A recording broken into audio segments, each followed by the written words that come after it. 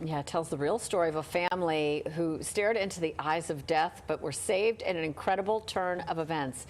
Erin E. LeBeau has the story.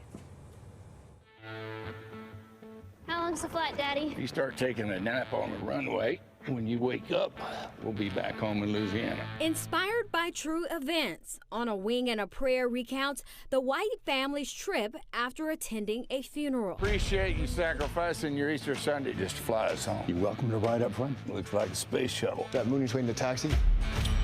Turn your headset. You can listen to me talk to air traffic control. Once in the air, things take a turn. And they were on a small plane flying from Florida to Louisiana, and the pilot died mid-flight. And the husband had taken like one flying lesson, and basically the family's up in the air with no pilot. Anyone there? Say your tail number and intention. Doug, what's going on? I've got an emergency up here. My wife and daughters are on this plane.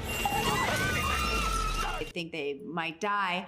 And then luckily, you know, these people on the ground and the flight control deck and this amazing hero, Carrie Sorensen, end up like talking them down and helping them land this plane. In preparation for her role, actress Heather Graham spoke with the real Terry White. She was super generous with her time. I recorded her talking. I tried to capture her essence, which she's so sweet and loving, and she's very religious, and, you know, talking about that day. She just has such strong faith. She said the angels were holding up the wings, and you know, she just believed that they could survive. This is Carrie Sorensen.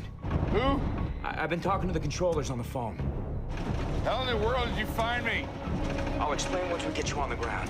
One of the real-life heroes that day was pilot Carrie Sorensen, played by actor Jesse Metcalfe. Carrie Sorensen, you know, had some loss in his past. He lost his father, both his father and his stepfather, to plane crashes.